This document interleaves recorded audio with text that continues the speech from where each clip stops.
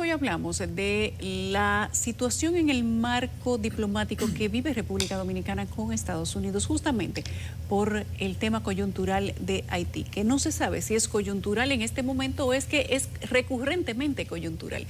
Ese es el tema hoy que analizamos con la doctora Carmen Inver Brugal. Doña Carmen, buenas noches. Estamos como en Navidad, pero en una Ya, situación extraña, como hablábamos en la cena, Jaime Aristi, Escudero, usted y yo. Sí.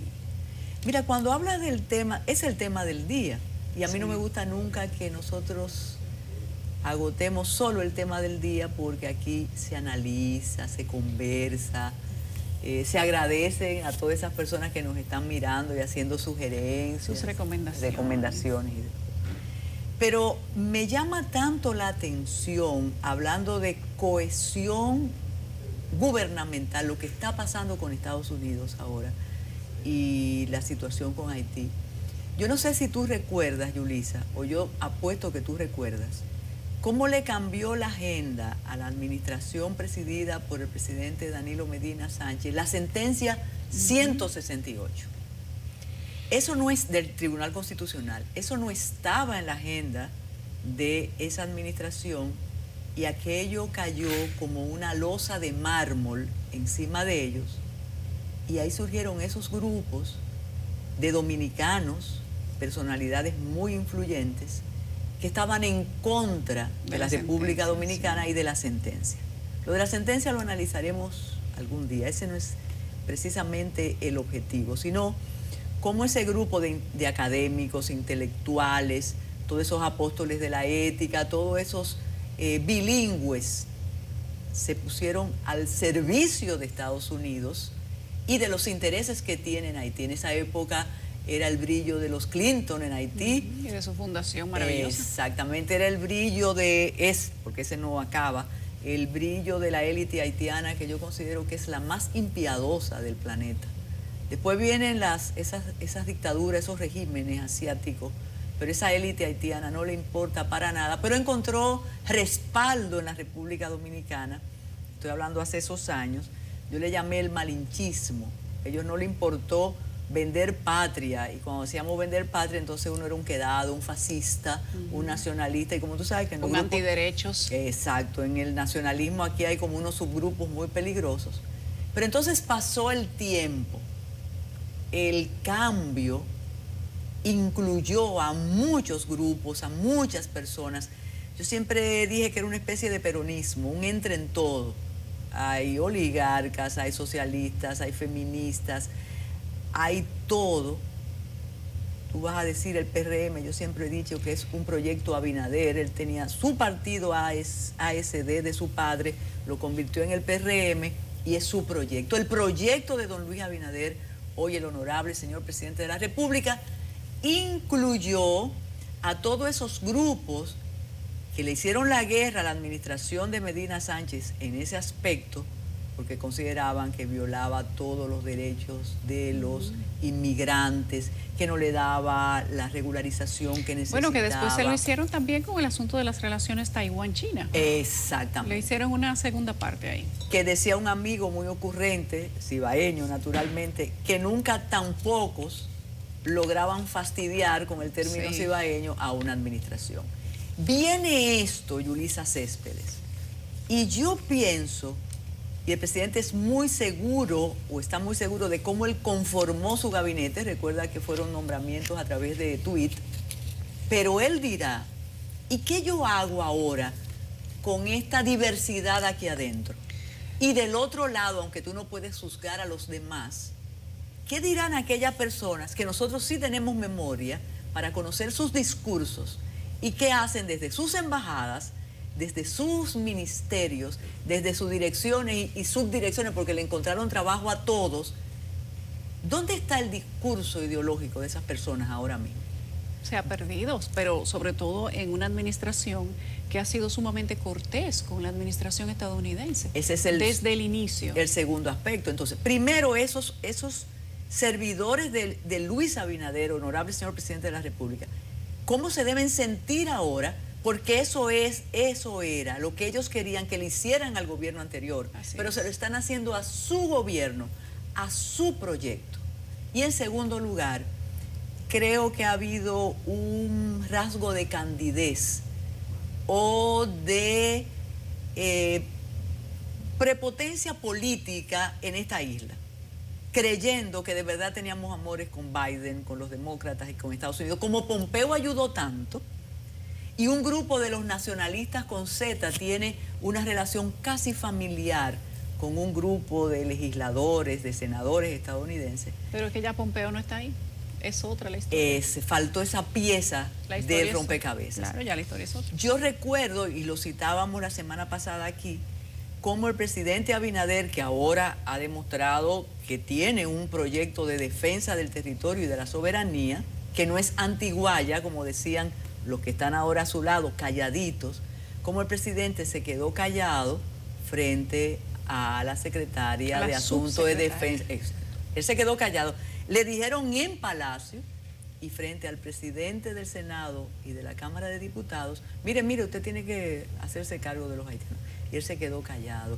Él reaccionó cuando fue a ACNUR, porque es lo mismo, pero no es igual a ACNUR que Washington. Pero ahora la situación es muy delicada en términos de relaciones internacionales y le corresponde precisamente al canciller, que en la otra administración era el vocero por excelencia para que ocurriera lo que está pasando ahora. Ese canciller, que ahora es parte del gabinete y de la administración, de modo que es bien rocambolesca la situación, y en medio está el señor presidente, que me imagino que se preocupa, no que debe estar preocupado.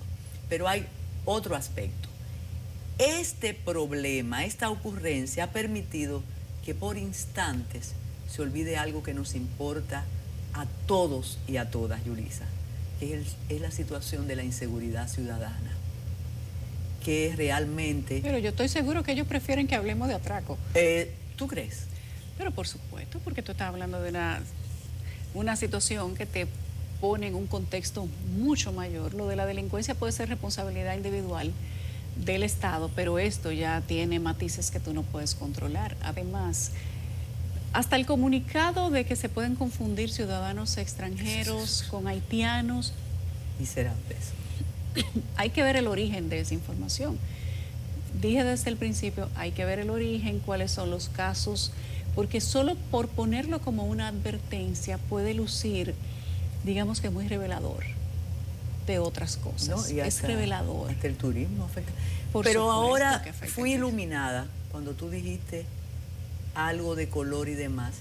Olvidé, porque es que ha sido casi perfecto todo, olvidé entre los grupos de incidencia, verdes, amarillos, azules, del pasado que están en el presente, a un sector de la Iglesia Católica. El señor Osoria, que brilla por su ausencia, no ha dicho nada. Hasta en la catedral tenía el discurso de lo que ahora está ocurriendo. Entonces, o el presidente tiene una inteligencia emocional más allá de la que creemos. ¿Qué puede ser? O puede decir, no, yo los tengo todos ahora y sé quiénes son y yo voy a enfrentar a Washington sin llamar a China. Dentro de todo hay una oportunidad. Yo creo que ahora la administración o el Poder Ejecutivo sabe quién es quién, cómo piensa cada quien y con quién cuenta, me parece. Porque dentro de todo esto también hay necesidad de que se vea cuál es la posición que toma cada quien. Yo creo que todo esto les sirve para estar claro. Y no me refiero a la comunicación de hoy de la empresa de las Romanas, Central Romana, porque la embajada ha emitido un comunicado, una segunda información en sus redes sociales donde ellos aclaran que esa es una empresa estadounidense, no es una empresa dominicana. Y esa empresa estadounidense tiene que regirse por normas norteamericanas. Y esas normas norteamericanas que ellos pretenden hacer que se siga respetando son las de hacer valer derechos de empleados que no pueden ser tratados como esclavos ni negrearlos. Entonces, hasta ese punto, si lo vemos hasta ese punto, pues tal vez uno da un paso atrás y uno dice, es una empresa norteamericana que entre gringos se entiendan. Hasta pero ahí me es convences. que a eso le precede algo más. Y entonces es el tiempo donde han ido cayendo las cosas. ¿Te acuerdas de tus años procuraduría, derecho y demás? ¿Te acuerdas del principio de la oportunidad que rige el Ministerio Público? De oportunidad. y que la casualidad tiene categoría histórica.